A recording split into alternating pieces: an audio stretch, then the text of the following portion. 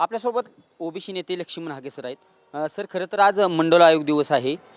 काय सांगाल, काय आव्हान कराल? खरं तर राज्यात आरक्षणासंदर्भात ओबीसी किंवा मराठा समाजात यांच्यात जे सद्यस्थितीत वातावरण चाललेलं आहे, आज मंडल आयोग दिवस आहे, काय भाव?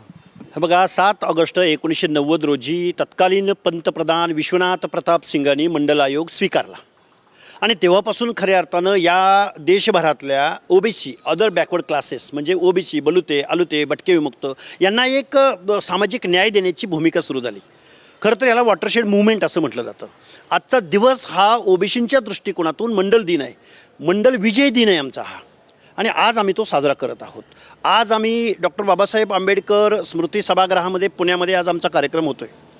आणि असं असताना या मंडल आयोगाला चॅलेंज करण्याची भाषा, एक मूर्ख बावळट ज्याला आरक्षणाचं धोरण कळत नाही, जो चौथी नापास आहे, तो माणूस म्हणतो की आम्ही मंडल आयोगाला आव्हान देऊ, मंडल आयोगाला चॅलेंज करू.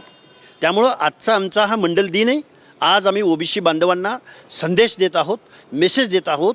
आपण एकत्र आलं पाहिजे आणि आपले हक्क अधिकार टिकवले पाहिजे. खरं तर काही प्रमाणपत्र रद्द होताना दिसत आहे, असा आरोप देखील जरांगे यांनी केलेला आहे. एकंदरीत काल बावनकुळे असतील यांच्यावरती एक झरी टीका केलेली आहे. कसं पाहता? हे बघा, जात प्रमाणपत्र व्हॅलिडिटीसाठी एक न्यायिक कमिशन असतं, संस्था असते. तिचं कॉसाई ज्युडिशरी असं तिचं स्वरूप आहे.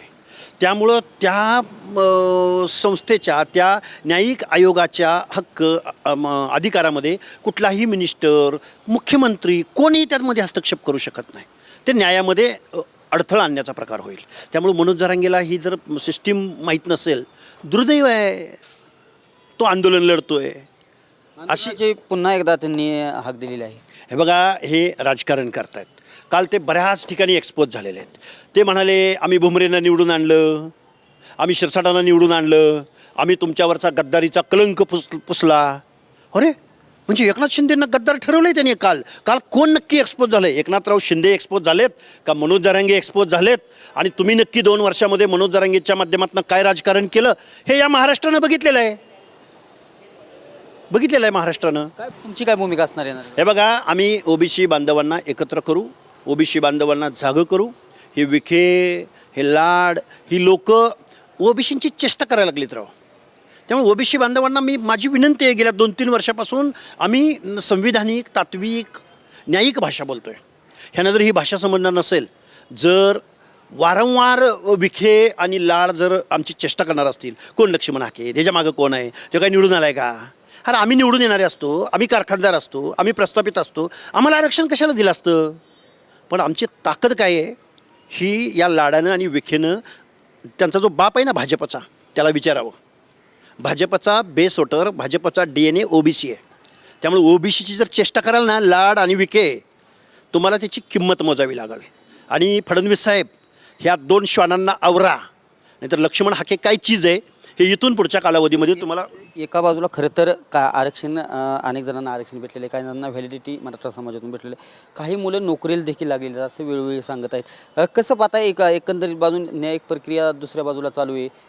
काही मुलं नोकरीला देखील काही जॉईन झालेले आहेत, काही जणांना व्हॅलिडिटी भेटते. हे बघा, कास्ट व्हॅलिडिटी कमिशन आहे ना, तेच मुळात बेकायदा दाखले काढणाऱ्या आणि ओबीसीचं आरक्षण हिसकावून घेणाऱ्या माणसांवर कठोरातली कठोर कारवाई केली पाहिजे.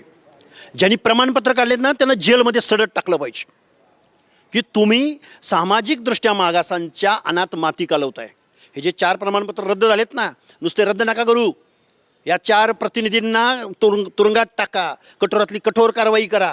कारण हे आरक्षण चोरतायत, जात चोरतायत, शासनाची दिशाभूल करतायत. त्यामुळे कठोरातली कठोर शिक्षा करा यांच्यावर, की जेणेकरून कोण बोगस प्रमाणपत्राद्वारे, बोगस डॉक्युमेंटद्वारे अशा पद्धतीचं बोगस म्हणतात. बोगसच 100% प्रूव्ह झालं ना. 4 प्रमाणपत्र रद्द झालेत पश्चिम महाराष्ट्रामध्ये. अनेक दौंडला काल परवा पाटील नावाच्या व्यक्तीचं झालं ना प्रमाणपत्र, आणि 90% लोक ही बोगस प्रमाणपत्र रद्द होणार आहेत. सर, काही गोरगरिबांची मुलं देखील हेच आरक्षण घेऊन नोकरीत लागलेले आहेत. रद्द होतील ते. गरिबांसाठी आहे ना 10% EWS आरक्षण, ते घ्यावं ना. SCBCचं आरक्षण 10% मराठा समाजासाठी दिलं आहे.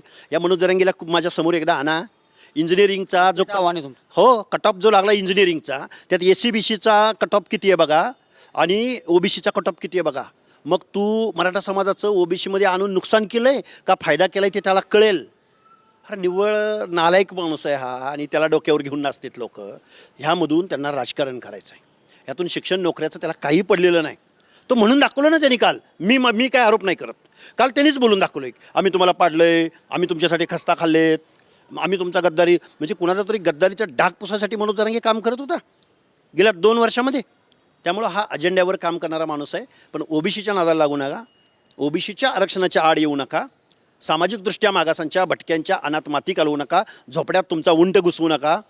हत्ती मदमस्त सत्तांध हत्ती आमच्या पालामध्ये घुसवू नका.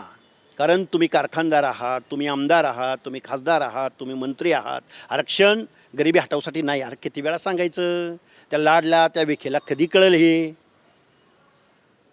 नक्कीच हे ओबीसी नेते लक्ष्मण हाके होते आणि खरं तर यांनी जी भूमिका आहे ती कालच्या संदर्भातली मांडलेली पाहावयास मिळत आहे. कॅमेरा पर्सन अभिजित पिशे, मी दीपक कापरे, TV9 मराठी, पुणे.